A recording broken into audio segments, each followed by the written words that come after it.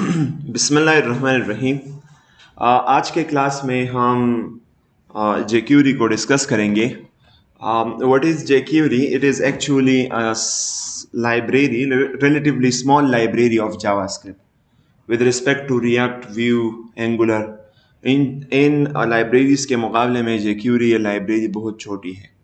Obviously library का कमाल क्या होता है कि लेस कोड से आप वही काम कर सकते हैं जो कि आप नेटिवली बहुत ज़्यादा कोड से करते थे। ठीक है, तो जावास्क्रिप्ट को यूजिंग जावास्क्रिप्ट हम जो काम करते थे वो हम jQuery से भी कर सकते हैं, लेकिन फ़ायदा क्या है हमें इसको यूज़ करने का कि हमें कम कोड लिखना होगा।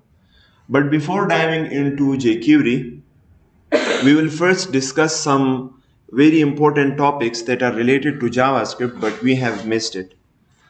और उसमें पहले हम डिस्ट्रक्चरिंग कंसेप्ट को यूज़ कर लेते हैं, और आगे ये कंसेप्ट इसलिए पढ़ रहे हैं क्योंकि आगे हमें इसकी ज़रूरत है। ठीक है, अगर आप फ्रंट एंड या बैक एंड जिस साइड पे भी जाएंगे तो आपको इन कंसेप्ट्स की ज़रूरत होगी। तो यहाँ पे मैं लिख लेता हूँ jQuery, यूजिंग jQuery। ऑलराइट, और यहाँ पे मैं हेडिंग दे देता हूँ using jQuery a JavaScript library। Alright, और साथ में अपने स्क्रिप्ट टैग को भी कनेक्ट करते हैं, src और index.js को कनेक्ट कर लेते हैं। ठीक है, अच्छा गौर से देखें। लेट्स से मेरे पास एक ऑब्जेक्ट है and that object is what? That object is, let's say नाम क्या रखते हैं उसका? कार, पर्सन, इसके अलावा कोई और चीज? स्कूल। ठीक है, सो या यूनिवर्सिटी।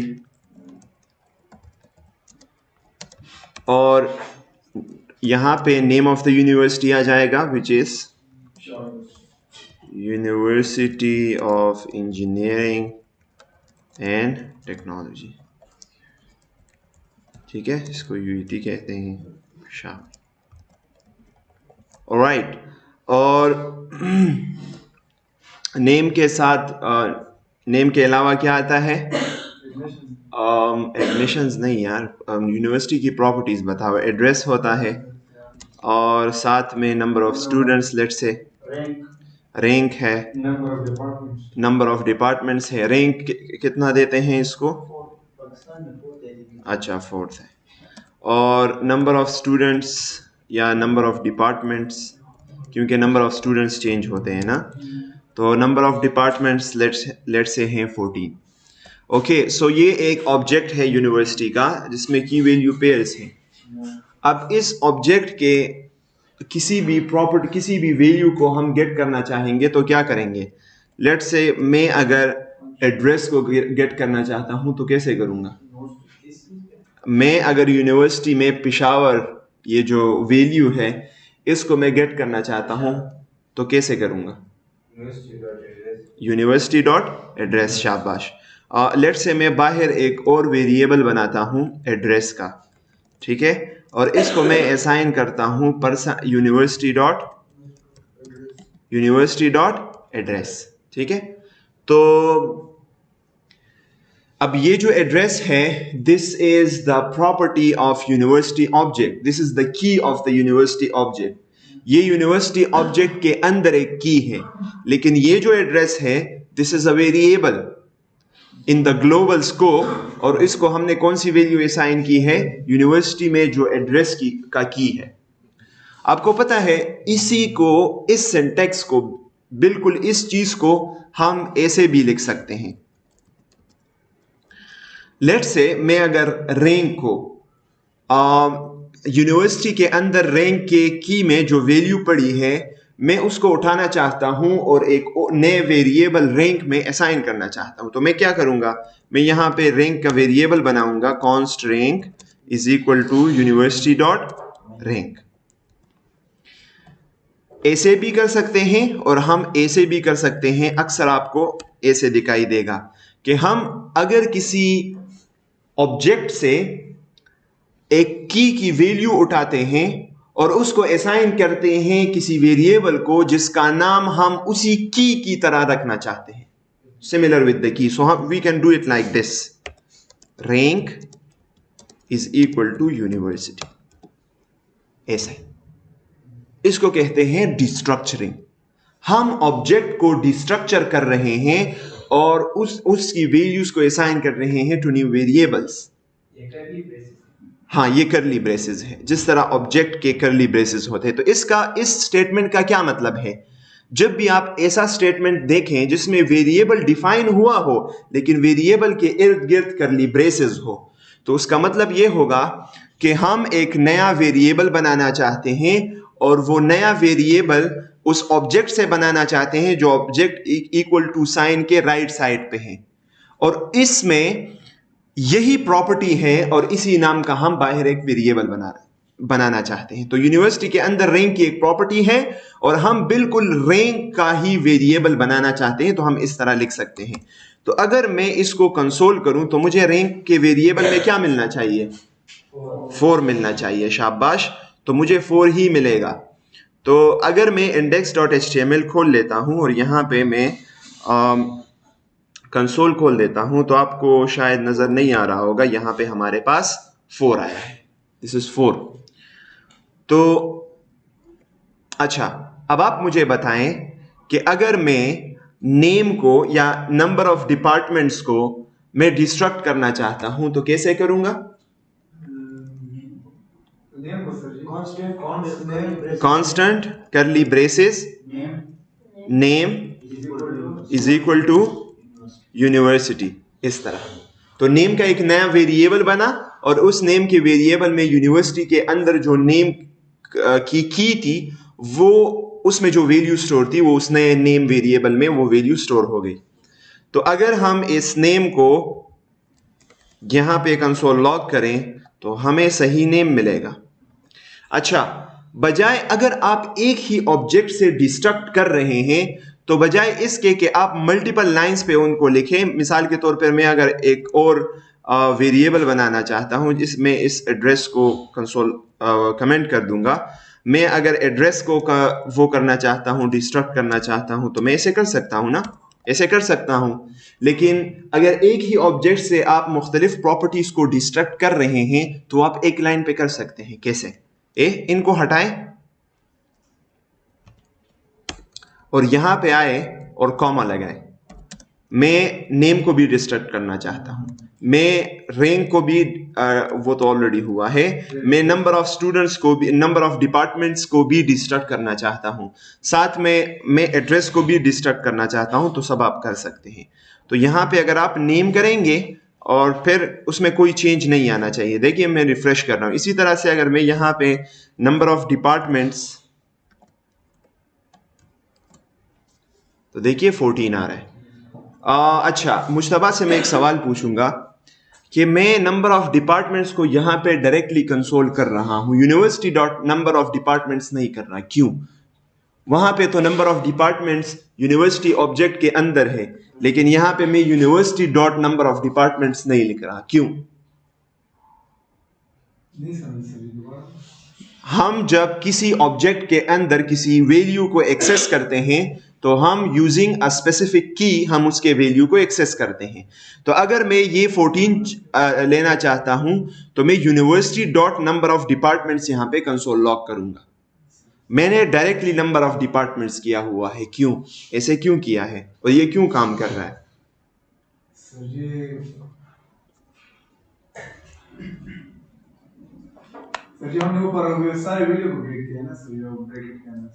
हमने सारे वैल्यूज को गेट किया है। शाबाश, वैल्यूज को हमने नए वेरिएबल्स को असाइन किया हुआ है। तो ये नंबर ऑफ डिपार्टमेंट्स क्या है? ये वो की नहीं है बल्कि this is another variable. That's great.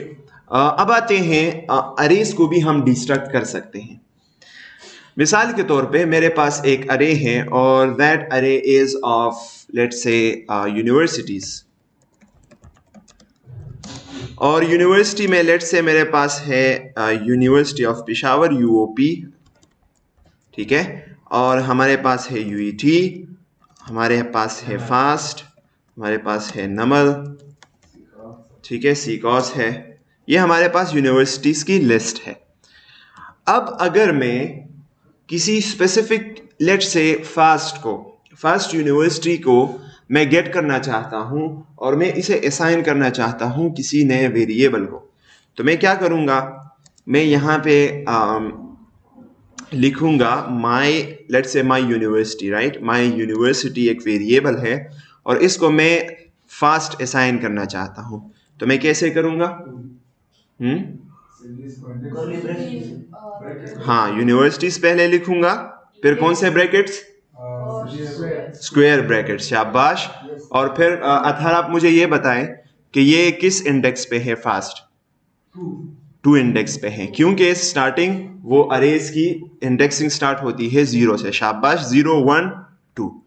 तो सॉरी, अगर मैं इसको कंसोल करूं माई यूनी को, तो इसमें मुझे क्या मिलेगा? इसमें मुझे फास्ट मिलेगा, शाबाश। लेकिन हम बिल्कुल इसी चीज को ऐसे भी कर सकते हैं, हम इसको डिस्ट्रक्ट कर सकते हैं।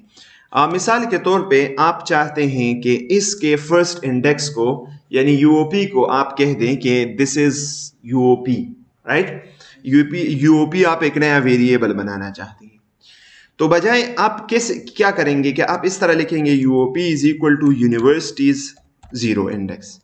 बजाय इसके आप ऐसा भी कर सकते हैं, आप यहां पे स्क्वायर ब्रैकेट्स लगाएं क्योंकि अरे हैं आप, और इसके जिस इंडेक्स में आप जो वेरिएबल लिखेंगे उसी इंडेक्स की वैल्यू उस नए वेरिएबल को असाइन हो जाएगी। अब ये कौन सा इंडेक्स है?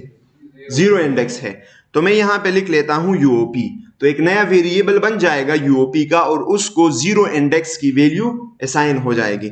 इसी तरह दूसरे इंडेक्स में फर्स्ट यानी जो 1 इंडेक्स है उसमें हमारे पास यूईटी है, तीसरे में फास्ट है, तो हम नया नया वेरिएबल बना रहे हैं। तो लेट्स से यही 3 हमें चाहिए, बाकी नहीं चाहिए, so is equal to universities. आप ऐसा कर सकते हैं, सिर्फ फिर राइट साइड पे उस अरे का नाम लिखना होगा अगर आप डिस्ट्रक्ट कर रहे हैं। अब आप ये सोचेंगे कि इसका फायदा क्या है? इसका सबसे बड़ा फायदा यह है कि ये कोड को आसान बनाता है। ये देखिए, अगर आप 3 वेरिएबल्स बनाएंगे और उनको मुख्तलिफ इंडेक्सेस असाइन करेंगे तो आप 3 लाइन्स पे करेंगे मिनिमम, लेकिन ये आपको एक ही लाइन पे अलाउ कर रहा है कि आप उस 3 वेरिएबल्स को बना लें। तो मैं यहाँ पे अगर यूईटी करूँगा लेट्स से, तो हमें यहाँ पे यूईटी मिलनी चाहिए, विच इज अब इंडेक्स की जरूरत। तो अब ये 0 इंडेक्स में, यूनिवर्सिटीज के 0 इंडेक्स में जो वैल्यू है वो इस वेरिएबल को असाइन हो जाएगी। अच्छा, यही बात याद रखें कि जब भी आप डिस्ट्रक्ट कर रहे हो तो ये जो वेरिएबल्स हैं ये पहले नहीं होने चाहिए, पहले से नहीं होने चाहिए, राइट। फिर आप दोबारा वेरिएबल्स को तो रीडिक्लेयर नहीं कर सकते ना, तो फिर एरर थ्रो करेगा। तो कोशिश करें कि नए नए नाम रखें, ठीक है। लेकिन ऑब्जेक्ट से आप अगर डिस्ट्रक्ट करेंगे और लेट से एड्रेस हमारे पास ऑलरेडी ऊपर है, तो फिर आप ऐसे डिस्ट्रक्ट नहीं कर सकते, डायरेक्टली डिस्ट्रक्ट नहीं कर सकते, क्योंकि आपके पास ऊपर एक कॉन्स्ट एड्रेस का होगा। लेट से एड्रेस है मेरे पास यूनिवर्सिटी टाउन पेशावर, ठीक है। अब मेरे पास एड्रेस है, तो ये देखिए वो क्या कह रहा है, वो एरर थ्रो कर रहा है, वो मुझे एरर लाइन शो कर रहा है कि दोबारा से आप एड्रेस के वेरिएबल को डिफाइन नहीं कर सकते। तो फिर आप अगर एड्रेस को डिस्ट्रक्ट करना चाहते हैं तो फिर आप ऐसे नहीं कर सकते अगर ऊपर ऑलरेडी एक एड्रेस का वेरिएबल हो। सो दिस इज द लिमिटेशन। नहीं, वो ऑप्शन यहाँ पे नहीं है, वो CSS में इंपॉर्टेंट होता है जी। अगर हम मोर देन एक वैल्यू कंसोल लॉक करना चाहें, अगर मोर देन एक वैल्यू को कंसोल लॉक करना चाहते हैं तो कॉमा सेपरेटेड हम कर सकते हैं, यूपी फास्ट इस तरह, ठीक है। और मल्टीपल कंसोल्स भी लगा सकते हैं, डिपेंड्स ऑन अस। एक ही कंसोल में ये होगा कि वो एक ही लाइन पे आएंगे, और मल्टीपल कंसोल्स में ये होगा कि वो नेक्स्ट लाइन पे आएंगे। So this is called what? This concept is called destructuring. एक स्ट्रक्चर्ड डेटा है उसको हम डिस्ट्रक्ट कर रहे हैं, ओके। ऑब्जेक्ट्स में भी हाँ, ऑब्जेक्ट्स में भी डिस्ट्रक्शन होता है और यूनिवर्सिटीज में भी, क्योंकि दोनों में स्ट्रक्चराइज्ड हमारे पास वैल्यूज पड़ी होती है। Alright, so this is destructuring. अब आते हैं अरेज और ऑब्जेक्ट्स के कुछ वो पढ़ते हैं, मेथड्स पढ़ते हैं। अच्छा, आपको पता है मैप मेथड एक बहुत ही ज़रूरी मेथड है जो किसी भी आप उस पे लगा सकते हैं। जैसे मसलन हमारे पास अगर कोई स्ट्रिंग था ना, यूनिवर्सिटी, गौर से देखें,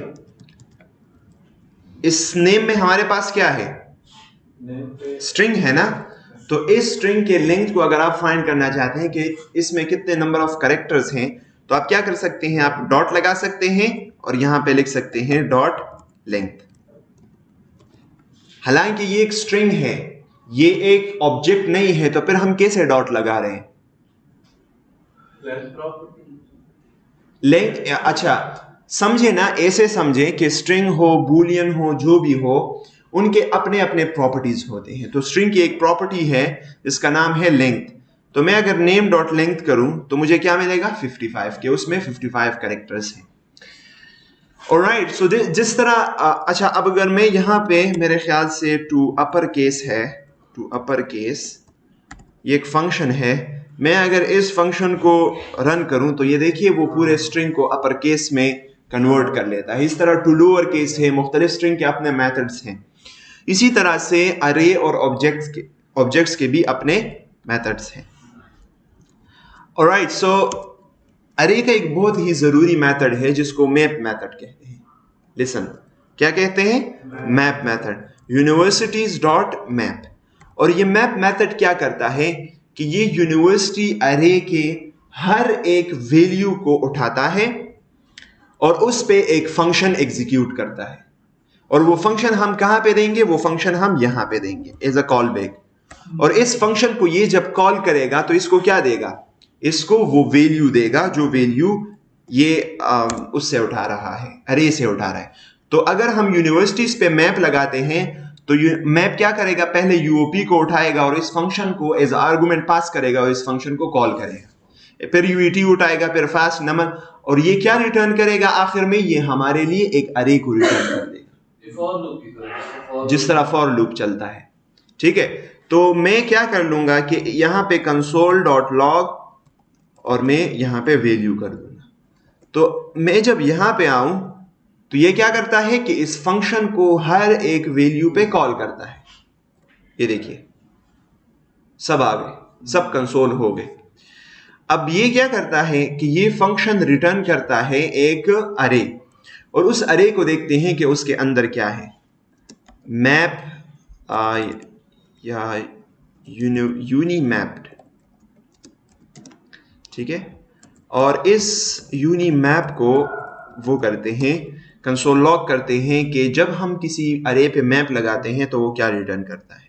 तो ये देखिए undefined undefined undefined undefined undefined undefined return कर रहा है, क्योंकि हम इस फंक्शन से कुछ भी रिटर्न नहीं कर रहे। लेकिन एक बात वो नोटिस करने की है कि हमारे यूनिवर्सिटीज के अंदर कितने एंट्रीज हैं, कितने एलिमेंट्स हैं? 5 हैं। और यहां पे अनडिफाइंड कितने हैं? 5 हैं। 5, 1 2 3 4 5। तो जब ये उस फंक्शन को एग्जीक्यूट करता है, अच्छा मैप क्या रिटर्न करेगा? मैप एक अरे रिटर्न करेगा और उस अरे की लेंथ वही होगी जिस अरे पे आपने मैप लगाया हुआ है। ठीक है, और वो फंक्शन जो हर वैल्यू पे मैप, जो फंक्शन जो कॉल बैक रन करता है, वो जो रिटर्न करेगा मैप आखिर में जाके उसी वैल्यू को सेव करेगा इन द अरे, इस अरे में। अच्छा, फायदा क्या है इसका? लेट्स से मेरे पास एक अरे है एंड दैट अरे इज लेट्स से एजेस, ठीक है, और एजेस में मेरे पास मुख्तलिफ एजेस हैं, 45 12 3 98 65 एंड सो ऑन। ठीक है, तो ये मेरे पास एजेस है। मैं अगर चाहता हूं कि इन एजेस को मैं 2 के साथ मल्टीप्लाई करूं और वो सारे के सारे मैं एक नए अरे में लूं, तो आप ऐसा कर सकते हैं कि इस पे फॉर लूप लगाएं और एक नया एक नई अरे बनाएं और फिर उस अरे में पुश करते जाएं। अच्छा, और से देखें, मैं अगर चाहता हूं कि एजेस डबल्ड, मैं डबल करूं और फिर इसको एक अरे में सेव करूं, तो मैं ऐसे कर सकता हूं कि इस एजेस पे क्या लगाऊं, मैप लगाऊं।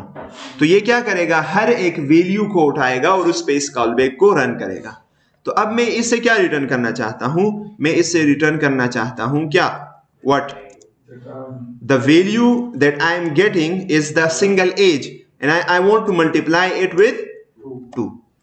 So value multiply 2, तो वो उसको डबल कर देगा और इस एजेस डबल इसके अरे में हमारे पास इन ये जो वैल्यूज है, ये जो एलिमेंट्स हैं, इनकी डबल डबल वैल्यू वो स्टोर हो जाएगी। तो हमने एजेस डबल को ऑलरेडी कंसोल किया हुआ है, तो अगर हम उसको देख लें तो ये देखिए सब डबल हुए हैं। 23 डबल हो के 46 हुआ है, 45 डबल हो के 94, इसी तरह 12 डबल हो के 24, 3 डबल हो के 6 and so on, right. So this is the beauty of the map अरे। अच्छा, अगर आप चाहते हैं एरो फंक्शन डालेंगे तो फिर रिटर्न करने की भी जरूरत नहीं है। हाँ एग्जैक्टली, अगर क्योंकि एक ही रिटर्न स्टेटमेंट है ना, तो अगर आप एरो फंक्शन में इसको चेंज करेंगे तो आप ऐसे कर सकते हैं, यहाँ फंक्शन कीवर्ड हटाएं, एरो लगाएं और ब्रेसिस की भी जरूरत नहीं है, मैंने आपको बताया था। रिटर्न कीवर्ड की भी जरूरत नहीं है अगर एक ही स्टेटमेंट है, तो ऐसे कर सकते हैं, ठीक है। द जो पहले हमने किया वो और ये दोनों एक ही चीज है, एक ही वो रिटर्न करेंगे। एक और एक खूबसूरत मेथड है। अच्छा, इन मेथड्स को याद रखिए, अक्सर इंटरव्यूज में आपको टास्क दिए जाएंगे, वो अक्सर मैप और फिल्टर और इन काइंड ऑफ उससे होता है। एक और जो जबरदस्त मुझे पसंद है, दैट इज फिल्टर। अगर मैं चाहता हूं कि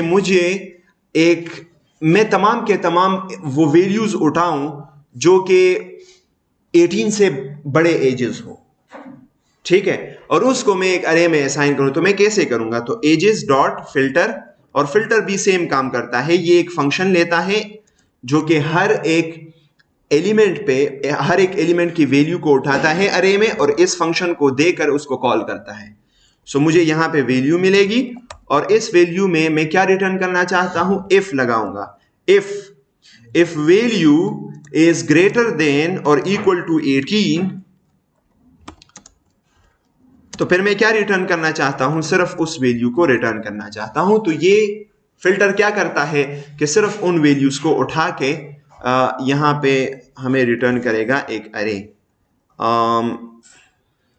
सो मैं यहां पे कर लूंगा एडल्ट एजेस,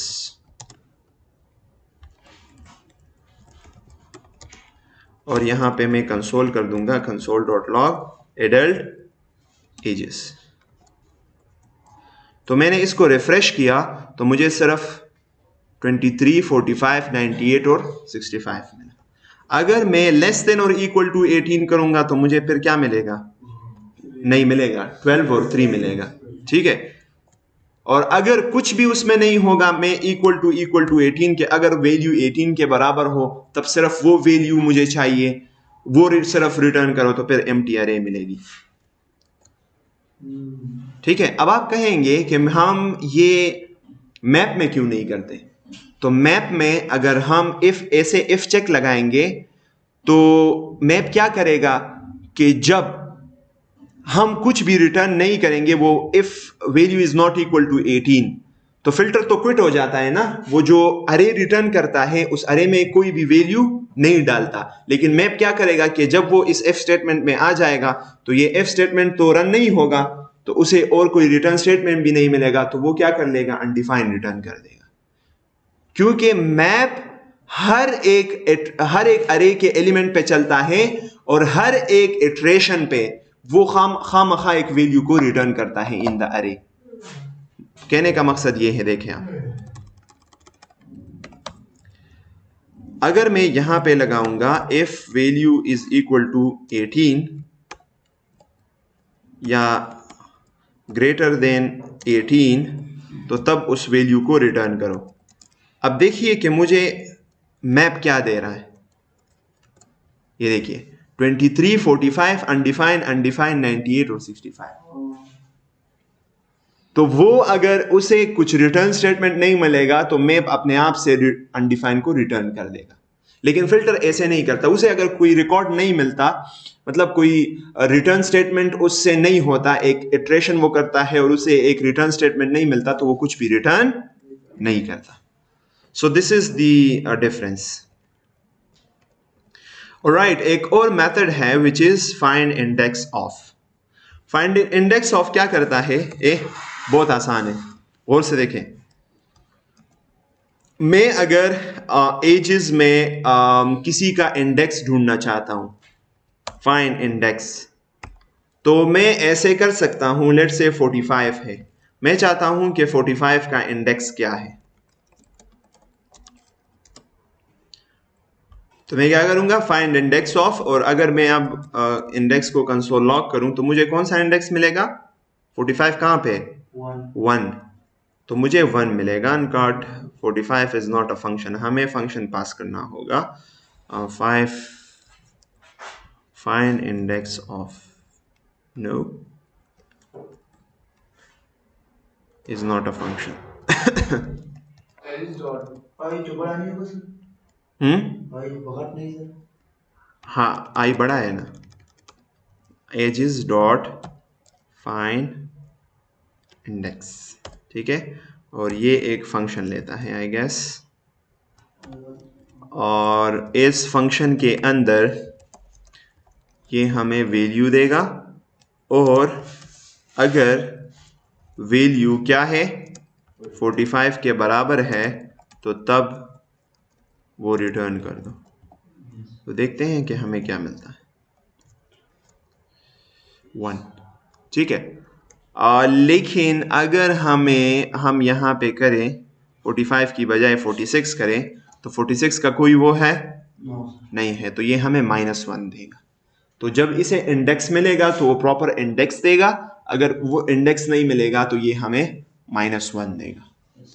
ये 3 मेथड्स में एक्सपेक्ट करूंगा कि आपको रट्टा हो, आप ऐसे इसको याद करें, ठीक है। Map, filter, find index of बहुत ज़्यादा ज़रूरी है।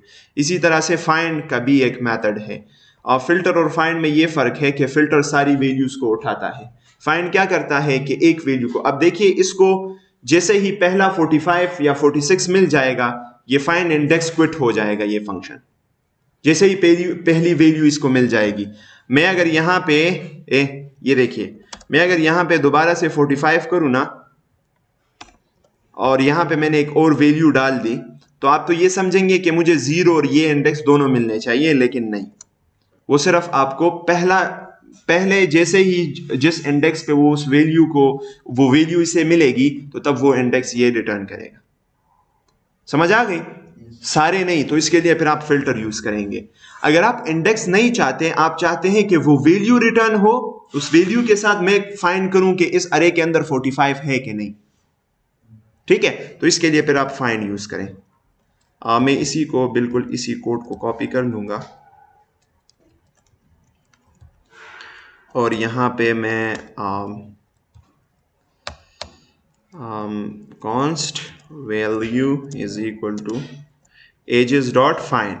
तो अगर मेरे पास 45 है तो मुझे वो रिटर्न कर दो, और यहाँ पे मैं कर दूंगा console dot log value। तो 45 है तो उसने वो रिटर्न कर दिया, लेकिन अगर 45 नहीं है, 6 है, तो 6 हमारे पास है नो, तो वो अनडिफाइंड रिटर्न कर देगा, ठीक है। तो फाइंड और फाइंड इंडेक्स में ये फर्क है कि वो इंडेक्स पहले एलिमेंट का उठाता है, और फाइंड जो है वो वैल्यू उठाता है पहले एलिमेंट का, और फिल्टर वो सारे एलिमेंट्स उठाते हैं जिस पे वो इफ कंडीशन ट्रू हो जाए। लेकिन फाइंड इंडेक्स और फाइंड सिर्फ पहला जिस पे फिल्टर जो है सर, इसमें मतलब हम स्ट्रिंग भी फिर चेक कर सकते हैं। स्ट्रिंग मतलब मुख्तलिफ स्ट्रिंग्स दी हो, हम कहते हैं कि अगर ये करेक्टर हो तो ये पास हो। हाँ एग्जैक्टली, कर सकते हैं, क्यों नहीं। इवन आप सबके जो भी आप चाहते हैं वो आप कर सकते हैं। फिल्टर में ढूंढते हैं ना, मैप में उसको मॉडिफाई करने की कोशिश करते हैं और नया अरे बनाते हैं, ठीक है, या हर अरे के हर एक एलिमेंट पे कोई काम करना हो तो तब भी मैप यूज करते हैं, और वो काम फिर हम मैप के अंदर करते हैं बजाय फॉर लूप यूज करने के। सर इन सारों में फर्क फर्क मैंने बता दिया ना। मैप क्या करता है कि हर एक एलिमेंट को उठा के उस फंक्शन को कॉल करता है। ऑलराइट, सो हम ये कह रहे थे कि मैप क्या करता है कि वो हर एक एलिमेंट को उठा के जो कॉलबैक हमने उसको पास किया होता है, लिसन है, उस कॉलबैक को रन करता है। राइट, ये कॉलबैक हमने पास किया है, ये इस कॉलबैक को एग्जीक्यूट करेगा। लेकिन साथ में ये क्या करता है कि अगर इस कॉलबैक, ये एक नई अरे भी बनाता है, एक नई अरे रिटर्न करता है। तो अगर उस कॉलबैक से कुछ रिटर्न हुआ है, उस इटरेशन पे कुछ रिटर्न हो जाता है, तो वो उस नई अरे में जो इस एजेस डबल को असाइन हम कर रहे हैं, उस अरे में उस चीज को रिटर्न कर लेता है। अगर कोई रिटर्न स्टेटमेंट ना मिले तो फिर क्या कर लेता है, अनडिफाइंड रिटर्न करता है। फिल्टर क्या करता है, फिल्टर ये काम नहीं करता। अगर उसको रिटर्न स्टेटमेंट ना मिले तो वो कुछ भी रिजल्टेंट अरे में कुछ भी पुश नहीं करता। इसी तरह से फाइंड इंडेक्स क्या करता है, पहले एलिमेंट का इंडेक्स उठा के रिटर्न करता है और फाइंड उस वैल्यू को रिटर्न करता है। उस वैल्यू को रिटर्न हाँ, करता है। पहले वैल्यू को जो इस एफ चेक के अंदर आप लगाते हैं ना, तो सर इसने रिटर्न 1 क्यों किया है?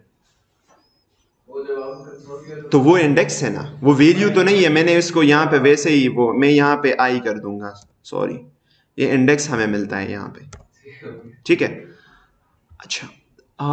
एक और जबरदस्त सा वो है, हाँ एग्जैक्टली, कंफर्म -1 देगा जब उसे वो वैल्यू नहीं मिले। सर ये ऑपरेटिंग सिस्टम की तरह है, उधर भी जब कोई चीज फेल हो जाती है ना तो फिर -1 मिलता है। ठीक है, हमारे पास मुख्तलिफ स्टेटस कोड्स होते हैं ना, जो आप C++ में रिटर्न 0 करते हैं। अभी समझ आ रहा है कि क्यों 0 हम रिटर्न करते हैं। 0 रिटर्न करने का मतलब है सक्सेस।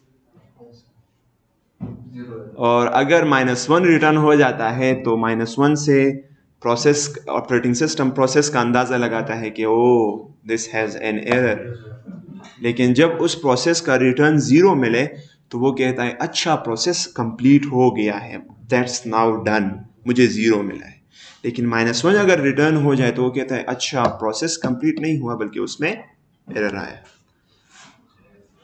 अच्छा, अगर किसी ने मुझसे ये नहीं पूछा कि अगर हम एजेस के अरे को एक नया एज पुश करना चाहते हैं तो क्या करेंगे, एजेस डॉट पुश, और हम इस मेलेक्ट से 67 को पुश कर सकते हैं।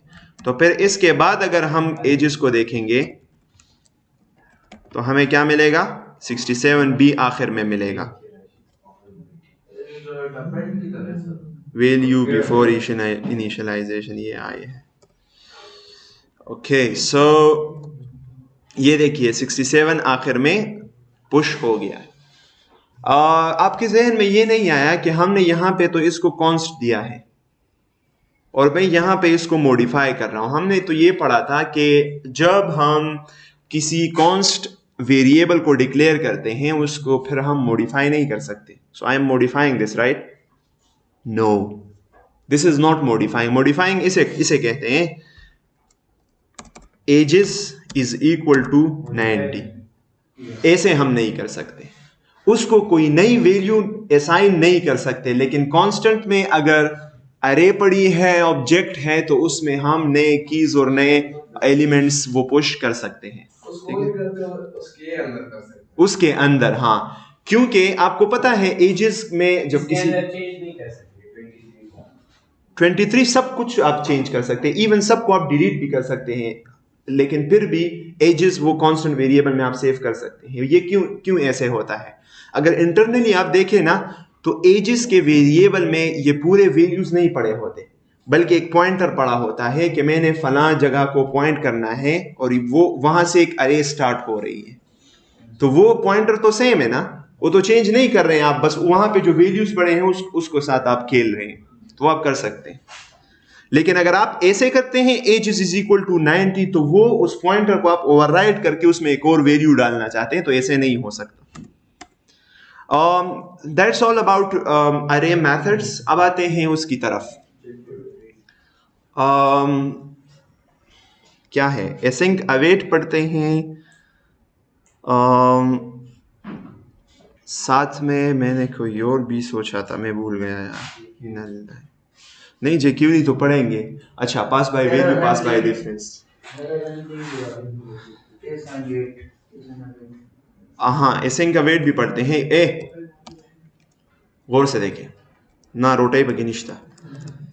मैं अगर यहाँ पे लेट्स से एक नया वेरिएबल क्रिएट करना चाहता हूँ और उस वेरिएबल लेट्स से एक वेरिएबल है कार, और कार में पड़ा है लेट्स से व्हाट, लैम्बोर्गिनी। ठीक है, ये कार है। मैं अगर एक नया कार बनाना चाहता हूं माय कार, तो लेट्स से मैं चाहता हूं कि माय कार के वेरिएबल में मैं वही वैल्यू स्टोर करूं जो कि कार में पड़ी है। तो मैं कैसे करूंगा, मैं यहां पे इसके सामने कार लिख दूंगा। इसका मतलब क्या हो जाएगा कि माय कार में वही वैल्यू स्टोर करो जो कि कार में पड़ी है। अच्छा, इसको कंफर्म करते हैं। मैं कंसोल करता हूं माय कार को। जब मैं इसको कंसोल करूं और यहां पे देखूं तो वहां पे भी लैम्बोर्गिनी है। मैं अगर फिर इसमें इस कार को चेंज करूं, मैं इसके बाद सॉरी इसको वार करते हैं, ठीक है, ताकि हमें कोई कॉस्ट उठानी ना पड़े। मैं अगर इसके बाद कार की वैल्यू को चेंज करूं, लेट्स से मैं यहां पे कर दूं इसको लेक्सस जीटीआर की कंपनी का नाम क्या है, निसान जीटीआर, ठीक है। तो जो कार है उसकी वैल्यू को मैंने चेंज कर दिया। अब माय कार की वैल्यू को देखते हैं। आप क्या समझते हैं क्या आएगा? दूसरा आएगा? नो, वही लैम्बोर्गिनी आएगी। क्यों? माय कार मैंने प्रिंट किया है ना, तो क्यों इसमें लैम्बोर्गिनी आ गई? हाँ एग्जैक्टली। तो क्या होता है पीछे कि जब हम किसी नए कार तो ऑब्वियसली होगा ना, कार की वैल्यू को आपने चेंज किया है। लेकिन व्हाट माय पॉइंट इज कि हमने माय कार को जब बनाया उस वक्त हम उसको कार की वैल्यू असाइन कर रहे थे। तो मैं आपको यह दिखाना चाहता हूं कि जब आप किसी वेरिएबल को किसी दूसरे वेरिएबल की वैल्यू असाइन करते हैं और जो वेरिएबल आपने असाइन किया है वो बाद में आप चेंज करते हैं, क्या वो उस माय कार के वेरिएबल को इफेक्ट करता है कि नहीं? तो हमने कार का एक वेरिएबल बनाया है और उसकी वैल्यू को माय कार को असाइन की है और फिर कार वेरिएबल की वैल्यू को चेंज किया है। तो क्या माय कार की वैल्यू चेंज होगी? नो, क्योंकि जिस वक्त हम माय कार में वैल्यू डाल रहे हैं उस वक्त कार में जो वैल्यू थी वही माय कार में स्टोर हो जाएगी। अगर ये ऊपर करें सर फिर तो होगा। हाँ फिर तो होगा ना, फिर उस वक्त कार में निसान जीटीआर होगा इस वजह से। तो पीछे क्या होता है कि जब हम माय कार को कार असाइन करते हैं तो एक कॉपी बन जाती है। उस वक्त कार में जो वैल्यू पड़ी होती है उसकी एक कॉपी लेके माय कार में भी डाल दी जाती है। जैसे मैं यहां पे विजुअलाइज करने की कोशिश करें, बहुत जरूरी है। ये आप एक डब्बा समझे कि यहां पे एक कार वेरिएबल है और सामने इसकी वैल्यू है, ठीक है। तो अब इस कार में कौन सी वैल्यू पड़ी है? लैम्बोर्गिनी। और मैं एक नया वेरिएबल बनाना चाहता हूं माय कार। तो इसमें मैं चाहता हूं कि कार की वैल्यू को स्टोर करो। तो अब कार की वैल्यू क्या है? लैम्बोर्गिनी है। तो ये आके इसी वैल्यू को कॉपी करके कार में जो इस वक्त वैल्यू है उसी को कॉपी करके यहां पे पेस्ट कर देता है, उसकी एक कॉपी ले लेता है। फिर मैं इस लाइन पे क्या कर रहा हूं? कार की वैल्यू को मैं चेंज कर रहा हूं निसान जीटीआर में। तो अब इसमें इसलिए फर्क नहीं आ रहा क्योंकि जिस वक्त ये बना था उस वक्त कार में कौन सी वैल्यू थी? लैम्बोर्गिनी। इस वजह से यहां पे ये चेंज नहीं हो रहा। इसको कहते हैं पास बाय वैल्यू, मतलब आप वैल्यू को पास कर रहे हैं। लेकिन एक और चीज दिखाता हूं, गौर से देखें। ये समझ आ गई ना? मैं कार के अलावा कोई और बताएं, मोबाइल बताएं।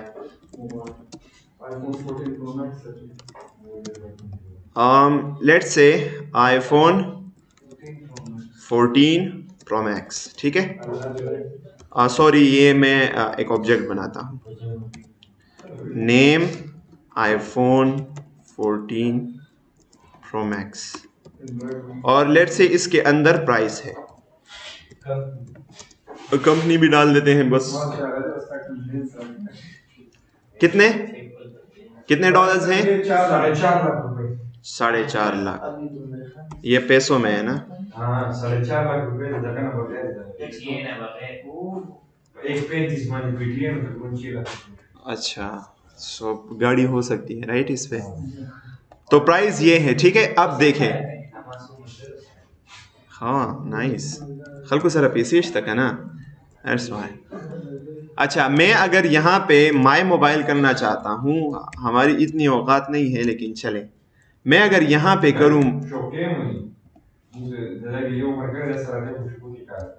नुशुबा की कार के पीसी बोर सरी का ना खुशता वर सरा का ना व्हाटएवर लकागे सरश्ता जके वावस तो नो खुजा सरा नहीं अगर सोच नहीं शिके बने। अच्छा, मैंने क्या किया, एक नया वेरिएबल बना दिया माई मोबाइल और उसको असाइन कर दिया मोबाइल का जो ऑब्जेक्ट है। तो मैं अगर यहाँ पे कंसोल करूंगा माई मोबाइल को तो मुझे क्या मिलेगा, ये पूरा ऑब्जेक्ट मिलेगा ना, मेक सेंस। ये देखिए पूरा ऑब्जेक्ट मिल रहा है आईफोन 14 प्रो मैक्स।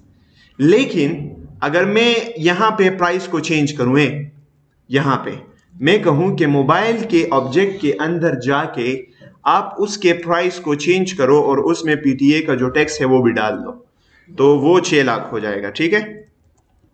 ये है। तो अब मैं अगर माई मोबाइल को कंसोल कर रहा हूं तो इसमें माई मोबाइल में प्राइस कितनी होगी? 4.5 होगी, लेकिन ऐसा नहीं है। क्या है? 6 लाख है। क्यों? ये ठगी क्यों करता है जावास्क्रिप्ट? इसे कहते हैं पास बाय रेफरेंस। हम जब यहां पे वेरिएबल क्रिएट कर रहे हैं ना माई मोबाइल, तो माई मोबाइल को एक यहां पे एक कॉपी नहीं बनती इस ऑब्जेक्ट की, बल्कि यहां पे स्टोर हो जाता है एक पॉइंटर टू दिस ऑब्जेक्ट, यानी इस ऑब्जेक्ट का एड्रेस सेव हो जाता है। तो जब भी आप माई मोबाइल कह रहे हैं, वो एक्चुअली उस एक्चुअल मोबाइल ऑब्जेक्ट को पॉइंट कर रहा होता है, ठीक है। अगर मैं इसके बाद उसका नेम भी चेंज करूं ना, मैं यहां पे उसका नेम भी चेंज करूं, सैमसंग S25, खबर है ना, ये देखिए नेम भी चेंज हो गया है। तो एक्चुअली क्या होता है, विजुअलाइज करने की कोशिश करें। गौर से देखें, यहां पे मेरे पास है मोबाइल और यहां इसमें पड़ा है एक ऑब्जेक्ट जिसमें जो भी है। अगर जब हम माई मोबाइल का वेरिएबल बना रहे थे तब हम क्या कह रहे थे कि मोबाइल में जो ऑब्जेक्ट पड़ा है उस ऑब्जेक्ट को उठाओ। तो ये ऐसे नहीं करता कि यहां पे इस ऑब्जेक्ट को कॉपी करके यहां पे पेस्ट कर देता। ये क्या कह देता है कि लाइन नंबर 75 पे जो मोबाइल पड़ा है, यानी जो मोबाइल जिस ऑब्जेक्ट को पॉइंट कर रहा है वही ऑब्जेक्ट को तुम भी पॉइंट करो। तो अरेज और ऑब्जेक्ट्स में यह होता है कि जब एक अरे आप दूसरे वेरिएबल को असाइन कर लेते हैं तो उसमें भी वही अरे आप ऐसा समझ ले कि स्टोर हो जाती है। तो जब आप उस ओरिजिनल अरे में चेंज करेंगे तो जितनी आप अपने जहन में समझ रहे हैं कि ये तो मैंने कॉपियां बनाई हैं, उन कॉपियों में भी वही चेंज आ जाएगा। क्यों? क्योंकि वो कॉपी नहीं होते बल्कि रेफरेंस पास होता है। तो इसको पास बाय वैल्यू और पास बाय रेफरेंस कहते हैं। जी, हमने तो वैल्यू मोबाइल से माई मोबाइल को दी मतलब मोबाइल का काम भी अब नहीं रहा था, हमने नीचे उसको कंसोल किए। तो क्यों नहीं, माई मोबाइल में अब एक कॉपी, यहां पे एक नया वेरिएबल स्टोर नहीं हुआ, एक नया ऑब्जेक्ट स्टोर नहीं हुआ माई मोबाइल में, बल्कि माई मोबाइल में ये मोबाइल जिस ऑब्जेक्ट को पॉइंट कर रहा है यही ऑब्जेक्ट इसमें भी स्टोर हो गया, इस माई मोबाइल में। यानी ये मोबाइल और माई मोबाइल दोनों एक ही ऑब्जेक्ट को पॉइंट कर रहे हैं कि फला मेमोरी एड्रेस पे जो ऑब्जेक्ट पड़ा है ये मेरा ऑब्जेक्ट है। इन वेरिएबल्स में उस ऑब्जेक्ट का एड्रेस पड़ा होता है दोनों में। तो इसमें ना माई मोबाइल में वही होगा। अब हम क्या कर रहे हैं, कंसोल लॉग में हम सिर्फ माई मोबाइल की वैल्यू देख रहे हैं। तो माई मोबाइल में वैल्यू जो है वो वही है जो मोबाइल में है at any point. So this is called pass by value, pass by reference. JavaScript में ये ऐसे होता है। C++ में आपने देखा होगा पॉइंटर्स और नॉर्मल वैल्यूज वो डिफरेंट ट्रीट होते हैं, लेकिन जावास्क्रिप्ट में बैक ऑफ द स्टेज ऐसे होता है, अरेज और जो ऑब्जेक्ट्स हैं उनके पॉइंटर्स पास होते हैं, बाकी वैल्यूज स्ट्रिंग और बूलियन और इन चीज़ों के कॉपीज लिए जाते हैं, ऐसे काम करता है। I guess that's it for the JavaScript जो हम मिस कर रहे थे। अब पढ़ते हैं जेक्यूरी को। लेकिन ये बात याद रखें कि पास बाय वैल्यू और पास बाय रेफरेंस अगर आप सही तरीके से नहीं समझते तो you are going to mess up things. अब रिएक्ट में आप काम करेंगे, आप किसी और जगह करेंगे, आप ये समझेंगे कि मैंने तो ऑब्जेक्ट की एक कॉपी ली है, मैं तो उस ओरिजिनल ऑब्जेक्ट को मॉडिफाई नहीं कर रहा, मैं इसकी कॉपी को मॉडिफाई कर रहा हूं। और आप अगर कॉपी को भी मॉडिफाई कर रहे हैं, ओरिजिनल ऑब्जेक्ट चेंज होगा। सर ये मैंने सेम चीज करने की कोशिश की लेकिन मुझे कोई एरर दे रहा। हाँ, इसलिए दे रहा होगा कि आपने कुछ गलत किया होगा ना। बड़ी अच्छी बात है सर, कोड से नहीं जा रहा। नहीं, मसला होगा। सच्ची में मैं मोबाइल ही रखा हुआ है, उसमें गेम नहीं। ठीक है, आप क्या करें, प्रोजेक्ट का आइडिया आपने पूछा ना, मैं अपलोड भी कर दूंगा। आप कैलकुलेटर बनाएंगे यूजिंग प्लेन जावास्क्रिप्ट, कैलकुलेटर बनाएंगे इन HTML और उससे जब उसमें कोई क्लिक करेगा तो पूरा कैलकुलेटर आप बना लें। दूसरा जो आइडिया है दैट इज क्लॉक, अभी बना लेंगे इंशाल्लाह। क्लॉक है, काउंटडाउन है, टाइमर है, स्टॉप वॉच है, सब आप जावास्क्रिप्ट से बना सकते हैं। टू डू लिस्ट तो बस करें, टू डू लिस्ट बहुत ही वो हो गया। अच्छा, आते हैं jQuery की तरफ। So what is jQuery? It is a small, fast and feature-rich JavaScript library. जी, अलर्ट्स भी जिस तरह भी आप करना चाहते हैं वो कर सकते हैं। अलर्ट मतलब उसमें कैलकुलेटर में अलर्ट यूज करें एंड सो ऑन। अच्छा, नॉर्मल अगर आप कैलकुलेटर बनाएंगे ना तो प्लस माइनस मल्टीप्लाई और डिवाइड सिर्फ यूज ना करें और कॉम्प्लेक्स मैथ के जो ऑपरेशंस है वो भी यूज करें, क्योंकि मैथ लाइब्रेरी में सारे फंक्शंस है, इवन साइन कोसाइन और ये चीजें भी उसमें डाल दें। उसको मतलब जिस तरह कंप्यूटर का फिजिकल शेप होता है उस तरह बनाए। हाँ ना, उस तरह एग्जैक्टली उसी तरह ही बनाएंगे। तो कैसे बनाएंगे? एक कैलकुलेटर का वो डिजाइन ले, मैं अपलोड भी कर दूंगा, चले, और उस कैलकुलेटर को बनाने की कोशिश करें। स्टॉपवॉच बनाएं, ओके। और प्रोग्रामिंग को अच्छी करने के लिए काइंडली वो टास्क जो आपको यूनिवर्सिटीज में मिलते हैं, जैसे C++ में ये प्रोग्राम बनाए, ये चेक करें कि ये पैलिंड्रोम है कि नहीं, फिबोनाची सीरीज बनाए, ये सब आप जावास्क्रिप्ट से भी बनाए ताकि आपके प्रोग्रामिंग के स्किल्स अच्छे हैं।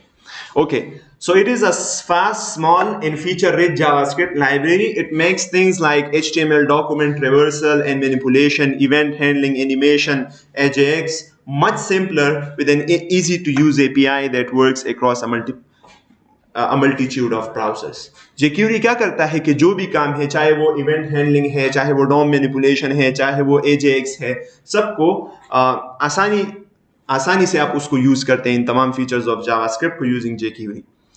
It provides many built-in functions using which you can accomplish various tasks easily and quickly. Setup क्या है? एक CDN कनेक्ट करना है बस।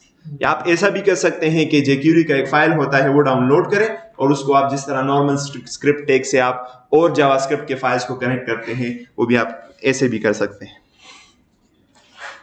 Alright, so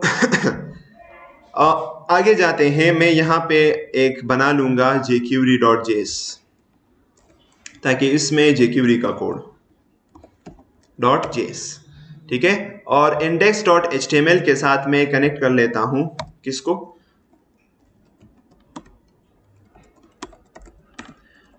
मैं इसके साथ कनेक्ट कर लेता हूं jQuery.js। Make sense, right? लेकिन बिफोर यूजिंग, अगर हम चाहते हैं कि jQuery.js में हम jQuery को यूज करें तो पहले हमें jQuery कनेक्ट करनी चाहिए। कैसे कनेक्ट करेंगे? बहुत आसान काम है। आप यहां आए, अच्छा, बिल्कुल इस तरह कैलकुलेटर आप बना सकते हैं। ये मैं देख रहा था, ये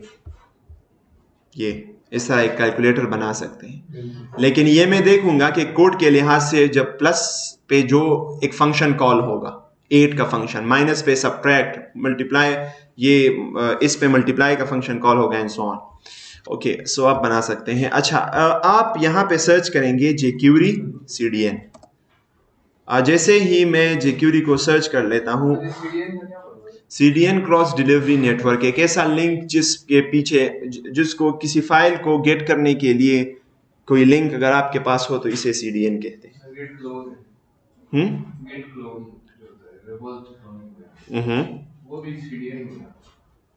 गेट क्लोन वो तो URL होता है उस रेपो का, गेट क्लोन और रेपो का नाम जो URL है।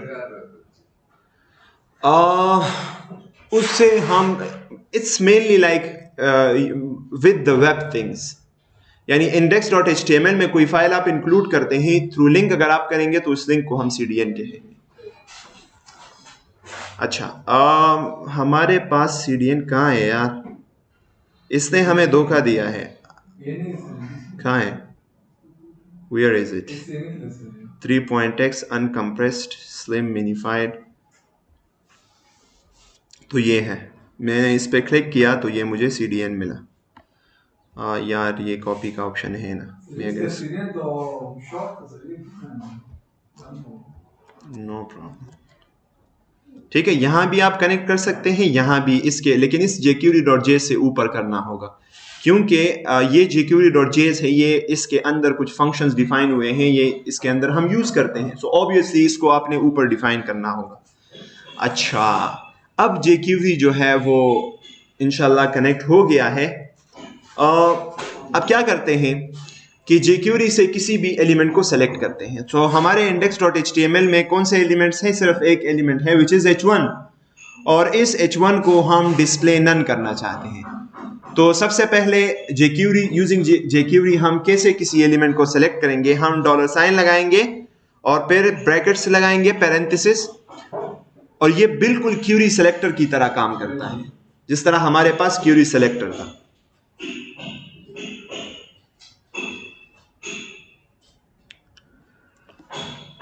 जब हम किसी इसके अंदर स्ट्रिंग में नॉर्मल कोई स्ट्रिंग पास करते हैं तो ये समझता है कि ये किसी टैग का नाम है। अगर हम इसके साथ डॉट लगा लेते हैं तो ये समझता है कि मैंने h1 के क्लास के पहले एलिमेंट को उठाना होगा, और अगर हैश लगाएंगे तो फिर आईडी कंसिडर होगी। अच्छा, अब ये एलिमेंट गेट हो गया है, मैं इसको हाइड करना चाहता हूं, तो jQuery में एक मेथड है .hide, उसको कॉल करें और ये देखिए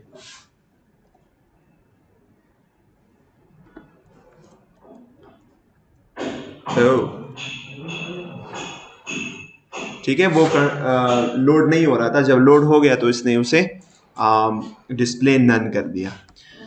उसको हम फिर शो भी कर सकते हैं। तो चले एक बटन बनाते हैं और इस बटन को नाम देते हैं टॉगल। ये क्या करेगा कि जब हम इस बटन पे क्लिक करेंगे तो ये उस h1 के डिस्प्ले को हाइड और शो करेगा। ऑलराइट, सो कैसे लिसन करेंगे किसी इवेंट को, तो हम यहाँ पे आके यहाँ पे लिख लेंगे बटन और हम कह देंगे .click। जब इस पे कोई क्लिक करें तो क्या करना चाहिए, यहाँ पे हम एक कॉल बैक देंगे जिस तरह हम नॉर्मल जावास्क्रिप्ट में करते थे, यहाँ पे हमें इवेंट मिलेगा। अच्छा, h1 को गेट करना चाहते हैं तो क्या करेंगे, h1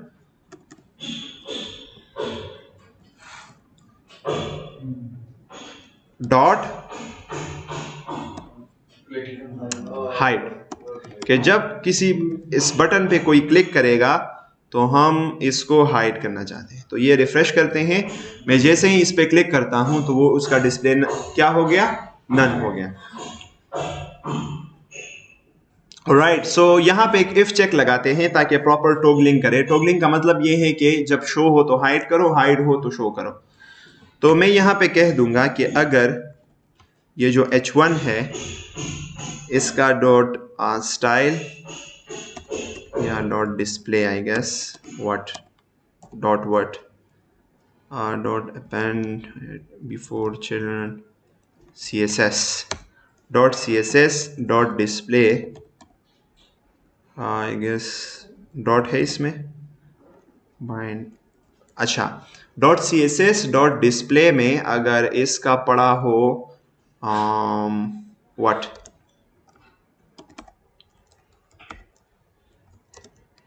नन। अगर इसके डिस्प्ले में नन हो तो फिर क्या करना चाहिए, उसको शो करना चाहिए। शाबाश। तो शो करने के लिए हमारे पास एक मेथड है विच इज शो, और अगर उसमें नन ना हो तो फिर क्या करना चाहिए, फिर उसको हाइड करना चाहिए। तो h1 को गेट करो और उसको हाइड करो। Yup. So save this and refresh it, और ये देखिए अगर हमारे पास वो है तो वो दोबारा से शो नहीं हो रहा। क्यों? सर जी अगर हम सर जी डायरेक्ट हाइड सर जी उस तरह का नाम है ना, फिर तो डायरेक्ट शो भी सर काम नहीं करेगा सर। अगर डिस्प्ले में उसके नन है तो फिर उसको शो करो ना, तो इसने क्यों नहीं किया। तो अब देख लेते हैं एलिमेंट्स को कि इसके अंदर क्या है। सो इसका डिस्प्ले जो है वो नन है। Let's console log this thing कि हमें क्या मिल रहा है डिस्प्ले में, राइट।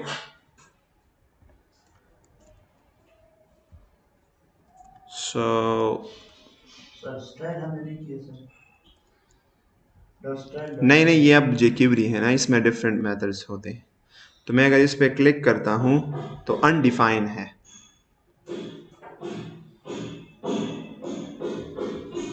अच्छा, तो मैं यहाँ पे बजाय डिस्प्ले के मैं सिर्फ CSS को कंसोल कर दूंगा, तो देखते हैं कि क्या आता है। अच्छा, CSS में एक फंक्शन होता है जो कि रिटर्न करता है, एक फंक्शन है इसमें ना। तो मैं अगर इस फंक्शन को कॉल करूं तो देखते हैं कि ये क्या रिटर्न करता है। Oh, can not read properties of undefined.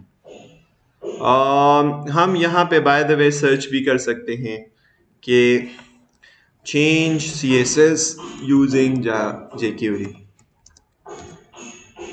तो कैसे करेंगे, CSS मेथड से करते हैं। ये देखिए हम यहाँ पे नाम देंगे और उसको एक वैल्यू पास करेंगे अगर हम उसके CSS को चेंज करना चाहते हैं। ऑलराइट, सो मैं इसके डिस्प्ले प्रॉपर्टी को लेना चाहता हूं, तो मैं यहाँ पे क्या लिखूंगा, डिस्प्ले। तो ये देखते हैं कि ये हमें क्या प्रोवाइड करता है, ब्लॉक। ठीक है, तो इस फंक्शन को हम कॉल करेंगे and there is no such properties, और इसको हम देंगे डिस्प्ले। तो अगर डिस्प्ले में नन है तो उसे शो करो, डिस्प्ले में नन नहीं है तो उसे हाइड करो। अच्छा, अगर आप इसको इस डिस्प्ले को कोई और वैल्यू पास करेंगे, ऐसे बिल्कुल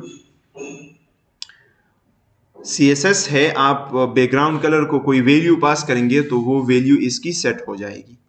ठीक है, लेकिन हम ये नहीं चाहते। अगर आप इस तरह करते हैं तो ये इसमें ब्लॉक स्टोर हो जाएगा, लेकिन अगर आप सिर्फ डिस्प्ले लिखते हैं तो इसका मतलब ये है कि इसकी वैल्यू को गेट करो। ऑलराइट, सो रिफ्रेश करते हैं और इसको टॉगल करते हैं। ठीक है, सही काम कर रहा है। हमने ये जो पूरा काम किया, we can do it with simple jQuery function which is toggle.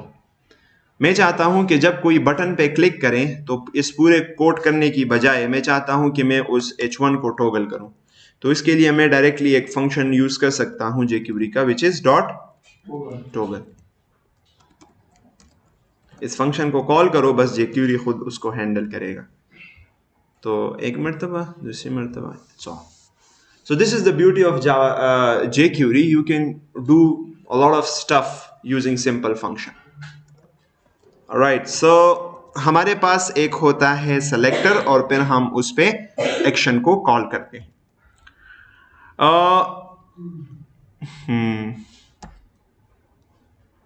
अच्छी बात यह है, आपको पता है जब पूरा डॉक्यूमेंट लोड हो जाता है तो ये भी एक इवेंट है जिसको कहते हैं DOM कंटेंट लोडेड इवेंट, कि DOM का पूरा जो कंटेंट है वो लोड हो गया है। उसके बाद कोई काम अगर हम करना चाहते हैं तो वो हम कर सकते हैं।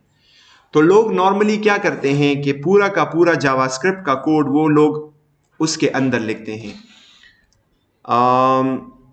उस इवेंट के अंदर लिखते हैं। तो इसी तरह से बिल्कुल उस इवेंट को लिसन करने का एक तरीका jQuery में ये है कि आप document.ready का फंक्शन यूज करें और पूरा कोड आप उसके अंदर लिखें। तो कैसे करेंगे, हम यहाँ पे पास करेंगे डॉक्यूमेंट को और जब वो डॉक्यूमेंट रेडी हो जाए तो हम कोई पर्टिकुलर काम करना चाहते हैं, और वो जब वो डॉक्यूमेंट रेडी होगा तो ये इस फंक्शन को चला लेगा और हम ये तमाम का तमाम काम ये इस फंक्शन के अंदर करना चाहते हैं। सो हम इसको इसके अंदर कर लेंगे। Make sense right? तो मैं अगर इसको रिफ्रेश करूंगा तो it will work the same, लेकिन ये होगा कि हमें वो डॉम के एरर्स नहीं मिलेंगे कि ये जो जावास्क्रिप्ट का कोड है वो HTML से पहले रन हो जाए, वो एरर्स हमें फिर नहीं आएंगे। अब बहुत कुछ वो कर सकते हैं jQuery इवेंट्स, जिस तरह हम एड इवेंट लिसनर्स लगाते थे उसमें जावास्क्रिप्ट में, तो आप बिल्कुल इजीली कर सकते हैं। बस बटन सेलेक्टर को गेट करें और डॉट एक मेथड कॉल करें, क्लिक या डबल क्लिक या जो भी उस इवेंट का नाम है, तो इस पे इवेंट लिसनर ऐड हो जाएगा और आप इसके अंदर कोई भी कॉल बैक फंक्शन वो पास कर सकते हैं। ऑलराइट, सो एक टू डू लिस्ट बनाते हैं यूजिंग jQuery ताकि हमारे डॉम मैनिपुलेशन और सब कंसेप्ट्स यहाँ पे यूज हो जाए। तो उसके लिए क्या करते हैं कि हम फॉर्म बना एक फॉर्म बनाएंगे, सब कुछ बनाएंगे। सो नीचे आके हम यहाँ पे एक हेडिंग दे देते हैं टू डू लिस्ट, और साथ में एक फॉर्म एक डिव लेते हैं और उस डिव के अंदर एक इनपुट फील्ड लेते हैं, उसका टाइप टेक्स्ट होगा और उसका जो प्लेस होल्डर है वो होगा इंटर टू डूज नेम, और साथ में उसके एक बटन भी होगा, एंड दैट इज 8। ठीक है। अच्छा, इस डिव को मैं क्लास देता हूं इनपुट रैपर और इसको स्टाइल करते हैं। अच्छा, कैसे स्टाइल करते हैं? मैं चाहता हूं कि जिसका क्लास इनपुट रैपर हो उसके अंदर डिस्प्ले क्या हो जाए, फ्लेक्स हो जाए, और डिस्प्ले फ्लेक्स हो जाए, अलाइन आइटम्स उसके centre. Right, so what's next? इस इनपुट रैपर के अंदर जो इनपुट फील्ड होगा उसमें हम चाहते हैं कि पैडिंग डालें। Padding vertical padding should be kind of 3 pixels and vertical horizontal should be 10 pixels। अच्छा, इसके अंदर जो बटन है, इनपुट रैपर के अंदर जो बटन है, उस बटन में मैं स्टाइल करना चाहता हूँ, बॉर्डर को नन करना चाहता हूँ, और उसके बैकग्राउंड कलर को मैं करना चाहता हूँ एक्वामेरीन लेट्स से, और यस दैट्स इट। और बॉडी के फॉन्ट फैमिली को मैं चेंज करना चाहता हूँ, फॉन्ट फैमिली, और जो वरदाना का जो वो है वो कर लेता हूँ। सो इसको अगर हम रिफ्रेश करें तो ऐसे एक वो बन जाएगा। मैं थोड़ा सा पेडिंग भी ऐड कर लेता हूँ। So let's add some padding over here, padding 3 pixels or more 10 pixels. Make sense? Alright, थोड़ा सा ज़्यादा करना चाहिए, इसको 5 pixels में कर लेता हूँ। ठीक है। नीचे एक UL बनाते हैं, अनऑर्डर लिस्ट बनाते हैं, और इसके अंदर फिर हम अपना वो टू डूज ऐड करेंगे यूजिंग jQuery। अब कैसे करेंगे? मैं इनको भी कमेंट आउट कर लेता हूँ।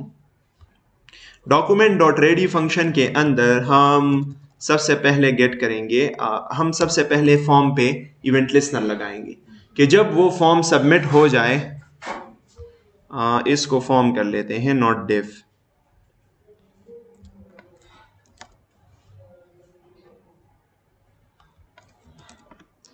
ठीक है, कि जब ये फॉर्म सबमिट हो जाए तो हम एक कुछ काम करना चाहते हैं। तो फॉर्म को कैसे गेट करेंगे? सेलेक्टर लगाएंगे, यहाँ पे लिखेंगे फॉर्म और उस पे डॉट सबमिट।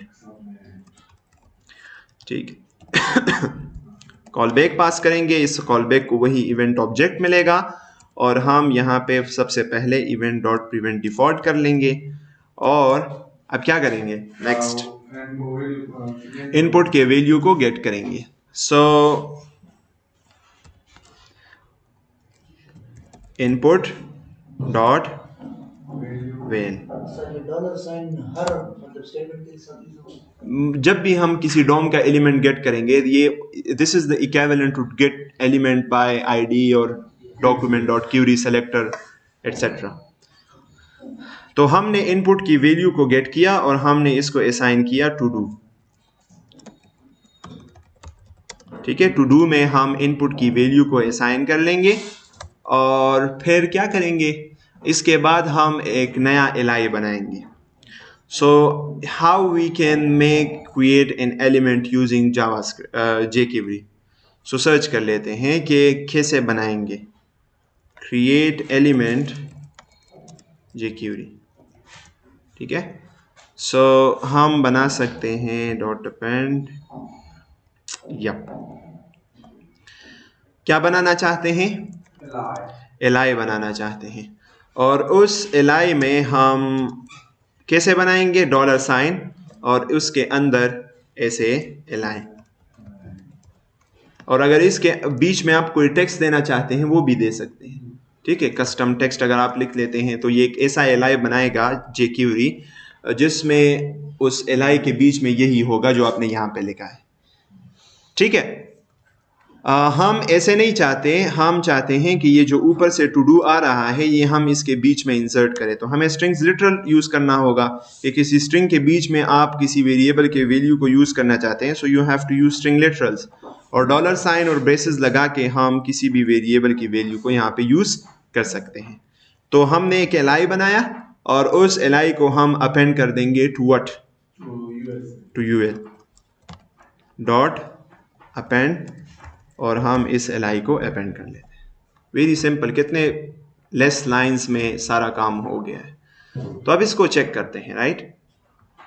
मैं इसको रिफ्रेश करता हूं और यहाँ पे लेट से लिखते हैं लर्न jQuery और इसको 8 करते हैं। Oh, I have done something wrong. Value मेरे पास मेरे ख्याल में एक फंक्शन है, this is a function. Okay, so let's learn jQuery। मैंने रिफ्रेश कर दिया। अच्छा, लर्न jQuery। तो मैं जब इसको ऐड कर लेता हूं तो ये देखिए ये ऐड हो रहा है। ऑलराइट, सो इस वाल फंक्शन को जो आप पास करेंगे वो, अच्छा मैं इस इनपुट के वैल्यू को दोबारा से सेट करना चाहता हूं आखिर में। तो क्या करूंगा, इनपुट को गेट करूंगा और उसके वैल्यू को क्या असाइन कर दूंगा, वाल को मैं एम्प्टी खाली स्ट्रिंग पास कर दूंगा। तो इसका मतलब ये होगा कि इसकी वैल्यू को रिसेट करो और ये जो मैंने वैल्यू पास की है ये उसके अंदर इंसर्ट करो। लेकिन अगर आप कुछ भी पास नहीं करते एज आर्गुमेंट तो वो उस वैल्यू को उठा के रिटर्न कर देता है। अगर हम इस स्ट्रिंग को स्पेस देंगे तो फिर क्या होगा? तो फिर एक स्पेस वहां पे आ जाएगा ना। सर अगर हम ऑलरेडी डॉक्यूमेंट में एक मतलब अनऑर्डर लिस्ट के दरमियान में एलआई बनाए, उसको आईडी दे और इसको यहाँ पे असाइन करें, मतलब तो वो ये होगा कि उस एलआई के कंटेंट को सिर्फ आप चेंज कर सकेंगे। उस एलआई के अंदर तो एलआई नहीं बना सकते ना, यूएल के अंदर नए एलआईज बनते हैं। हर एक टू डू एक नई एलआई होती है, तो एक एलआई का तुक नहीं बनता ना। ठीक है, सो लेट्स ऐड दिस। देखिए वो दोबारा से एम्प्टी हो गया है। So let's master jQuery।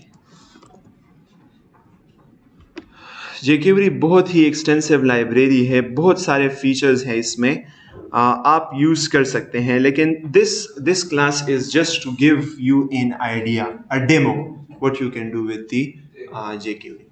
बाकी तो अगर हम 5-6 क्लासेस भी दें तो शायद हम jQuery को ख़त्म करें। तो अच्छी बात यह है कि आप खुद एक्सप्लोर करें, जो काम आप जावास्क्रिप्ट से करते हैं वो फिर jQuery से करने की कोशिश करें। सो कितना सिंपल, थोड़े से उसमें सारा काम वो हो गया है।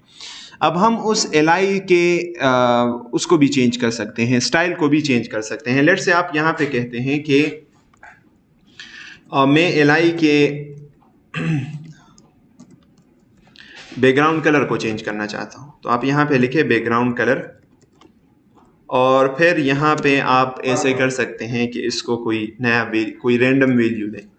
तो हम वही RGBA का वो कर लेते हैं और math.random और पूरा वो किस्सा वो करेंगे। लेकिन चलो मैं कर लेता हूँ इसको पर्पल या ऑरेंज।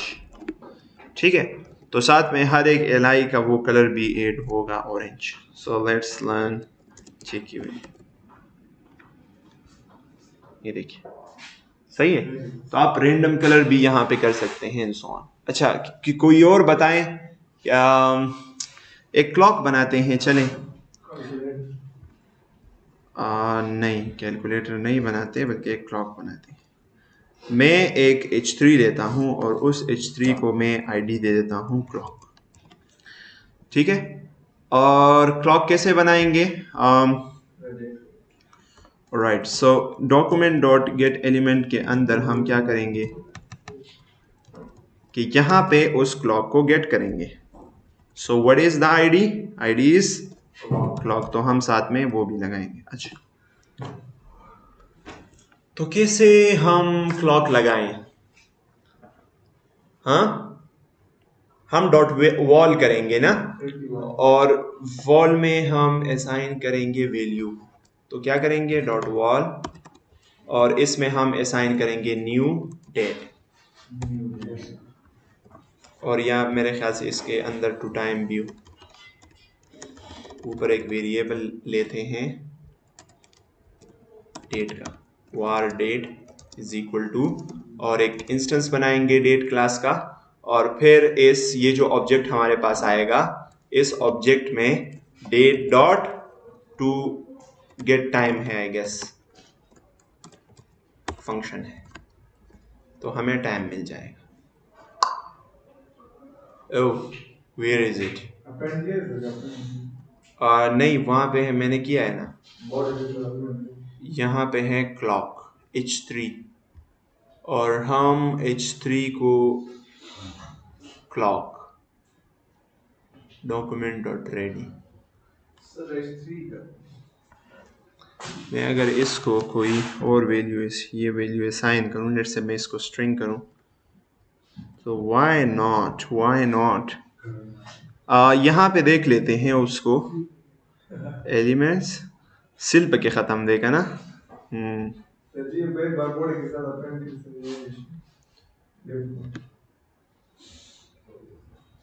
अच्छा H3 है और उसके नीचे भी H3 है, लेकिन उसमें कोई कंटेंट नहीं है। वो क्यों? ओह सॉरी, ये तो डिव है ना, इनपुट फील्ड तो नहीं है कि उसके वैल्यू को गेट करने के लिए हम वॉल करेंगे, तो हमें कोई और मेथड यूज़ करना होगा। And what is it? मुझे नहीं पता कैसे करेंगे। डॉट इस यहाँ पे देख लेते हैं, एड क्लास HTML है, हाँ है, तो ये एक मेथड होगा, और उस मेथड को जो भी हम पास करेंगे, let's say this is a clock, तो ये इसके इनर HTML में आ जाएगा। सही है। अब हम क्या करते हैं कि हम डेट से टाइम लेते हैं, गेट टाइम। ओह ये यूनिक्स में है, this is a Unix time, मुझे पता है क्या मसला है, सिर्फ डेट कर लेते हैं। तो ये पूरा, अब ये देखिए हमारा जो टाइम है that is not being updated, वो अपडेट नहीं हो रहा, तो उसके लिए क्या करते हैं? सेट इंटरवल लगाते हैं कि हर सेकंड के बाद हमारा ये फंक्शन दोबारा से रन हो। तो यहाँ पे हम लगा लेंगे एक, इसको हम सेट इंटरवल के अंदर मूव करते हैं। सेट इंटरवल क्या लेता है? एक फंक्शन लेता है, और उस फंक्शन को हम कॉल करेंगे हर 1000 मिलीसेकंड्स के बाद, और उसके अंदर हम क्या करेंगे कि डेट लेंगे, और डेट में हम यहाँ पे ये पेस्ट कर लेंगे। राइट, सो सेव किया, रिफ्रेश किया, अब देखो टाइम अपडेट हो रहा है। देखिए ये यहाँ पे अपडेट्स रियल टाइम अपडेट हो रहा है। हाँ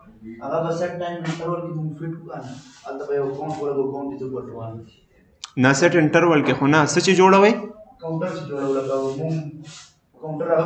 नहीं काउंटर में तो सेट इंटरवल की जरूरत नहीं है, उसमें तो काउंटर में आप बटन पे क्लिक करते हैं तब आप वैल्यू को अपडेट करते हैं, तो वो ऑन क्लिक के इवेंट लिसनर्स आप लगाएंगे बस। लेकिन अगर स्टॉप वॉच बनाएंगे, स्टॉप वॉच, तो फिर उसमें बस जितने मिलीसेकंड के बाद आप स्टॉप वॉच को अपडेट करना चाहते हैं बस उतने मिलीसेकंड सेट इंटरवल के अंदर दे। यानी वो काउंटर वाला प्रोसेस सारा सेट टाइम इंटरवल के कॉल बैक फंक्शन में करेंगे हाँ एग्जैक्टली। और उसको 1000 माइक्रोसेकंड देंगे। 1000 माइक्रोसेकंड नहीं बल्कि 10 मिली सेकेंड्स दे दें, 100 मिली सेकेंड्स दे दें, जितने के बाद आप अपडेट करना चाहते हैं ना यूआई में। ठीक है, तो मैं स्टॉप वॉच भी बना दूंगा, लेकिन आप लोग फिर क्या करेंगे? बना देंगे। हाँ नहीं, अच्छा एक और काम करते हैं, क्या करते हैं, इसकी समझ आ गई? अच्छा, आप ना जब स्टॉप वॉच बनाएंगे तब आप फिर इंटरवल्स को क्लियर भी करते जाएं। Yes sir. ऐसा ना हो कि बस ये तो इंटरवल अब लग गया, अब इस इंटरवल को हम क्लियर भी कर सकते हैं। इसे असाइन करें किसी इंटरवल और इसको फिर आप क्लियर भी कर सकते हैं, क्लियर इंटरवल, और फिर ये इंटरवल पास करें। ठीक है, तो आप इंटरवल को क्लियर भी कर सकते हैं। कहने का मकसद ये है, ये भी याद रखें, कभी कभार ज़रूरत पड़ेगी इसकी। मतलब प्लीज जब करे तो खत्म हो जाए। हाँ मतलब कोई स्पेसिफिक, हाँ जब वो स्टॉप करें, एग्जैक्टली अभी इस जहन में आया कि जब वो स्टॉप वॉच में स्टॉप दबाएगा तो फिर क्या करेंगे? फिर जस्ट इंटरवल को क्लियर करें ताकि वो इंटरवल ख़त्म हो जाए। तो वो जब ख़त्म हो जाएगा तो वो फिर यूआई को अपडेट नहीं करेगा। ठीक है, so I guess that's it for today. कोई सवाल हो तो पूछ सकते हैं, किसी भी जावास्क्रिप्ट के कंसेप्ट में सवाल हो, जेक्यूरी में सवाल हो, जो भी सवाल हो वो आप पूछ सकते हैं।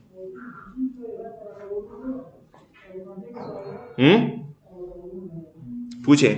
सर ये जो हमने कल फैच पेज पढ़ा था पिछले, तो फैच में हम जब करते उसको फैच करते हैं तो हम 2 दिन लगाते हैं सर। जी बिल्कुल। एक दिन पहले दिन तो क्या मतलब होता है, मतलब उसको हम जो जेसन का डेटा होता है उसको हम जावास्क्रिप्ट डेटा में कन्वर्ट करते हैं। पहले दिन तो हम इसलिए लगाते हैं कि जो फेच जो प्रॉमिस रिटर्न करता है वो जब रिजॉल्व होगा तो हम उसको लिसन करना चाहते हैं ताकि हमें रिस्पॉन्स मिले। तो वो रिस्पॉन्स हमें उस दिन में मिल जाता है, लेकिन वो रिस्पॉन्स, वो जो डेटा आता है, we can't handle that data without converting it from JSON to JavaScript objects और जावास्क्रिप्ट डेटा स्ट्रक्चर्स। तो उसके लिए फिर जब हम उस डेटा को कन्वर्ट करेंगे, जो रिस्पॉन्स में डेटा आया है, तो वो अगेन एक प्रॉमिस रिटर्न करता है। तो इसलिए जब वो प्रॉमिस रिजॉल्व होगा तब हम जो कोड करना चाहते हैं, तो हमने वो नेक्स्ट दिन के अंदर लिखा है कि पहला दिन वो भी प्रॉमिस रिटर्न कर रहा है। अगर वो प्रॉमिस रिटर्न नहीं कर रहा फिर तो आप उसके अंदर ही सारा कोड लिख सकते थे, लेकिन वो अगेन से एक प्रॉमिस रिटर्न कर रहा है। और जब इन द फ्यूचर वो प्रॉमिस रिजॉल्व होगा तब हम उस डेटा पे कुछ करना चाहते हैं, तो वो फिर हम नेक्स्ट दिन में करते हैं। और रिस्पांस और डेटा मतलब ये 2 आर्गुमेंट हम दोनों दिन के कॉल बैक फंक्शन में पास करेंगे। क्या मतलब पहले जो दिन होगा सर उसमें जो रिस्पांस आर्गुमेंट होगा सर, हाँ उसी को हम डॉट जेसन करेंगे। एग्जैक्टली पूरे रिस्पॉन्स को करेंगे, जो भी आपको मिल रहा है उस फर्स्ट दिन के अंदर, उस सब पे आप जेसन को कॉल करेंगे। और असाइन भी हमारे पास एक प्रॉमिस रिटर्न करता है सर। क्या असाइन? यस सर, जब किसी फंक्शन को हम असाइन करते हैं मतलब वो फिर हमारे पास एक प्रॉमिस रिटर्न करेगा। हाँ एग्जैक्टली यानी जब फेच को आप जिस वेरिएबल को असाइन करते हैं उस वेरिएबल में असल में प्रॉमिस सेव होता है। फेच के कॉल बैक को जब आप कॉल करते हैं ना, फेच को क्या करते हैं, कॉल करते हैं, तो वो कुछ रिटर्न करेगा। तो वो जो रिटर्न करता है वो किसी वेरिएबल को आप असाइन करेंगे, तो वो जिस वेरिएबल को आप असाइन करते हैं उस वेरिएबल में प्रॉमिस स्टोर होता है। Not string, not Boolean, not something else, बल्कि प्रॉमिस। और उस प्रॉमिस में डेटा कब आएगा या एरर कब आएगा, वो काम हम कब करेंगे, इसमें एरर कब आएगा और वो कब आएगा, तो वो देन और केस में करते हैं कि ये प्रॉमिस जब रिजॉल्व हो जाए ये काम तो देन के अंदर, और ये अगर इसमें कोई एरर आ जाए तो ये काम वो केज के अंदर। और सर ये जो हमारे पास प्रॉमिसेस है और सेट टाइम आउट है, मतलब ये सिंक्रोनस जितने भी मतलब हमारे पास कांसेप्ट्स हैं उसको हम मतलब सेट टाइम आउट है इसको हम सिंक्रोनस भी कर सकते हैं। मतलब सेट टाइम आउट है उसको हम सिंक्रोनस भी कर सकते हैं। एक उसके नीचे एक और टास्क को पड़े हम उसको एक हाँ एक टाइम पे दोनों चलेंगे। एसिंक्रोनस जो है ना, एसिंक्रोनस के जितने भी टास्क है वो पैरेलल होते हैं इन पैरेलल सीक्वेंस। मतलब मल्टीपल सेट टाइम आउट्स लगा ले, ऐसा नहीं होगा कि जब एक सेट टाइम आउट रिजॉल्व हो जाएगा तब दूसरा सेट टाइम आउट वो फिर उसका टाइम स्टार्ट होगा, नहीं। बल्कि जैसे ही पहला सेट टाइम आउट आएगा तो वो भी एग्जीक्यूट हो जाएगा, दूसरा आएगा वो भी एग्जीक्यूट हो जाएगा। उनको अलहदा वर्कर्स वो हैंडल करते हैं, जिस तरह हमने लास्ट क्लास में पढ़ा था वर्कर्स के बारे में कि अलहदा वर्कर्स होते हैं जो कि हमारे लिए एसिंक्रोनस टास्क को हैंडल करते हैं। समझ आ गई? अब ऐसा करें, लिसन, एक स्टॉप वॉच बनाएं। स्टॉप वॉच क्या करेगा? उसमें 3 बटन्स होंगे, स्टार्ट, स्टॉप, रीसेट। जल्दी करें। और using jQuery, right, not JavaScript से भी बनाएं और फिर उसको कन्वर्ट करें jQuery में भी बनाएं। 2 फाइल्स बनाएं, index.js और jQuery.js। पहले जावास्क्रिप्ट में करें और फिर jQuery में करें, ताकि आपको फर्क का पता चले। That's it for today. Inshallah, see you in the last 2 classes.